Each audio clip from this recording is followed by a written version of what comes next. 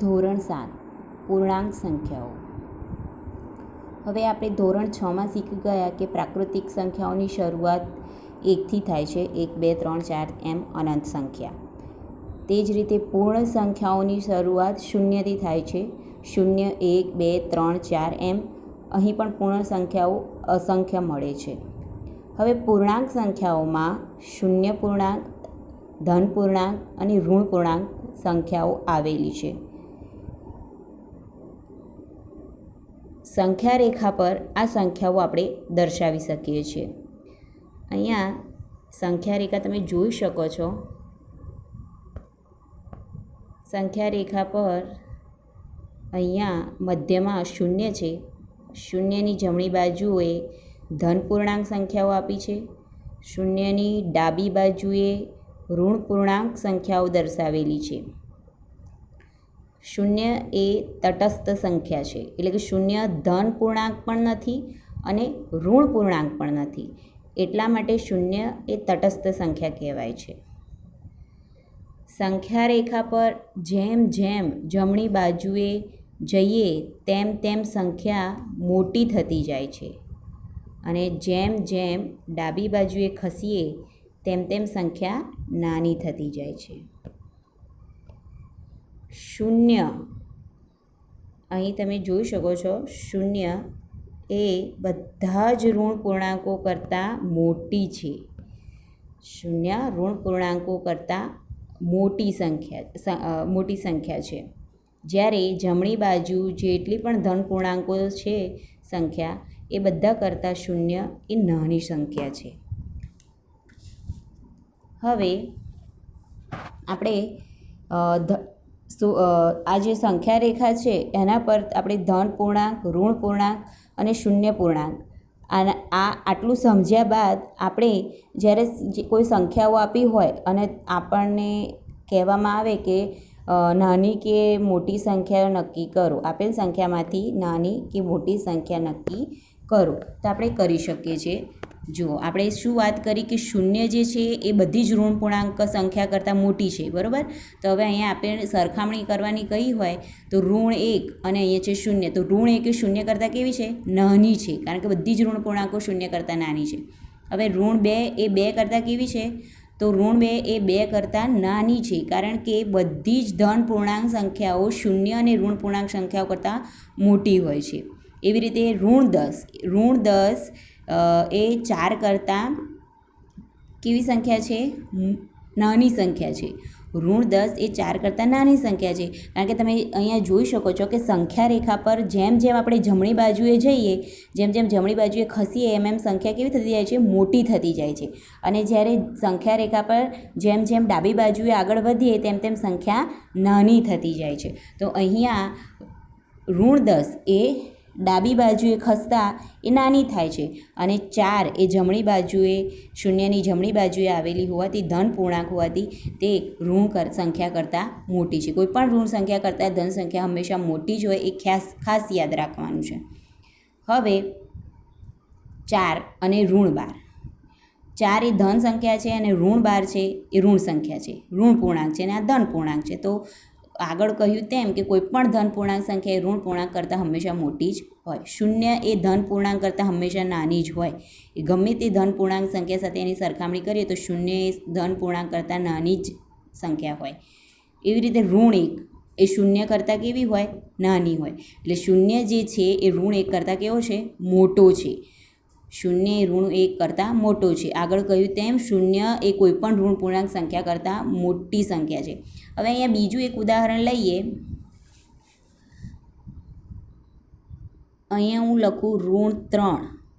તો હવે ઋણ 3 એ ઋણ 6 કરતાં નાની કહેવાશે કે મોટી? એ સમજીએ. તો અહીંયા જોઈએ તો ઋણ 3 જે છે ડાબી બાજુએ ખસતા, જેમ જેમ ડાબી બાજુએ આગળ ખસીએ તેમ તેમ સંખ્યા કેવી થતી જાય છે? નાની થતી જાય છે. તો અહીંયા શૂન્ય પછી જોઈએ તો ઋણ 3 છે અને એની ડાબી બાજુએ ઋણ 6 આવેલી છે. ઋણ 3ની જમણી બાજુએ બધી સંખ્યા આવી છે અને ઋણ 3ની ડાબી બાજુએ ઋણ 6 આવેલી છે. એટલે ડાબી બાજુએ ખસતા સંખ્યા નાની થતી જાય છે. એ કારણસર ઋણ 3 એ ઋણ 6 કરતાં કેવી સંખ્યા થશે? મોટી. એટલે કે ઋણ 3 ગુરુત્તમ ઋણ 6. તો આ બાબતનું પણ આપણે ખ્યાલ રાખવાનું છે. હવે પૂર્ણાંકોના સરવાળા. પૂર્ણાંકોના સરવાળા કઈ રીતે કરવા? તો પૂર્ણાંકોના સરવાળા કરતી વખતે આપણે ધ્યાન રાખવાનું કે કોઈપણ બે પૂર્ણાંકોનો સરવાળો પૂર્ણ સંખ્યા જ મળે.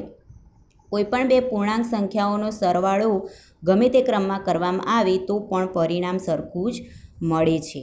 એટલે કે પૂર્ણાંક સંખ્યા અહીંયા જુઓ, 4 ધન પૂર્ણાંક છે ને 2 ધન પૂર્ણાંક છે. બંનેનો સરવાળો કરીએ તો 6 જે જવાબ મળે છે એ પણ ધન પૂર્ણાંક જ મળે છે. હવે આપણે ક્રમ ઉલટાઈ દઈએ, પ્રથમ 2 લખીએ ને પછી 4 લખીએ ને એનો સરવાળો કરીએ તો પણ આપણને જવાબ 6 મળે છે.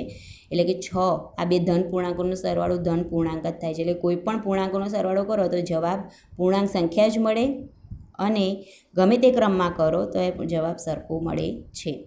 એમ જ ઋણ 6 વત્તા 2, ઋણ 6 વત્તા 2 તો જવાબ આવ્યો ઋણ 4.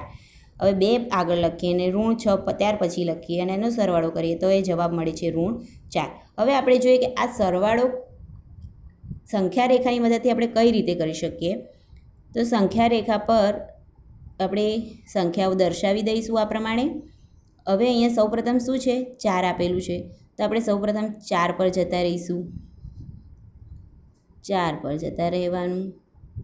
ત્યાર પછી સરવાળાનું ચિહ્ન આપ્યું છે એટલે આપણે કઈ બાજુ ખસશું, જમણી બાજુએ. અને જો અહીં બાદબાકીનું ચિહ્ન આપ્યું હોય તો આપણે ડાબી બાજુ ખસશું, પણ અહીંયા સરવાળાનું ચિહ્ન આપ્યું છે એટલે આપણે આ 2ની આગળ સરવાળો દર્શાવ્યો છે એટલે કે 2 ધન પૂર્ણાંક સંખ્યા છે તો આપણે જમણી બાજુ ખસીશું. તો 4ની જમણી બાજુએ કેટલા કૂદકા મારવાના? અહીંયા કઈ સંખ્યા છે? 2, એટલે 2 કૂદકા મારીએ તો 4 પછી 1 અને 2 તો આપણે ક્યાં આવી ગયા? 6 પર. 4 પછી સરવાળાનું ચિહ્ન હોવાથી જમણી બાજુ ખસવાનું. અહીંયા 2 છે એટલે આપણે 2 કૂદકા ખસીશું આગળ, એટલે 4 પછી 2 કૂદકા આગળ ખસતા અહીંયા શું આવે છે? 6. તો આપણો જવાબ છે 6.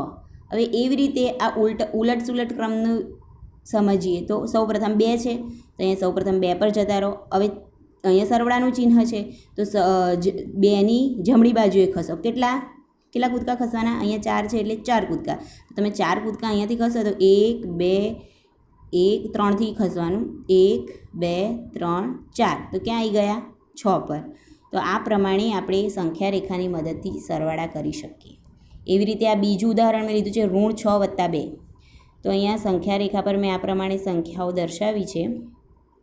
હવે સર્વપ્રથમ આપણે ઋણ 6 પર જતા રહીએ. હવે સરવાળાનું ચિહ્ન આપ્યું છે એટલે ઋણ 6ની આપણે કઈ બાજુ ખસશું? જમણી બાજુએ. અહીંયા ઋણ 6 પછી 2 આપ્યા છે તો આપણે 2 કૂદકા ખસશું, 1 અને 2 તો ક્યાં આવી ગયા? ઋણ 4 પર. તો આપણો જવાબ આવી ગયો ઋણ 4. એ જ પ્રમાણે ઉલટ સુલટ ક્રમ જોઈએ તો 2 આગળ લખીએ તો સૌપ્રથમ આપણે અહીંયા 2 પર ખસી જઈએ, 2 પર આવી જઈએ.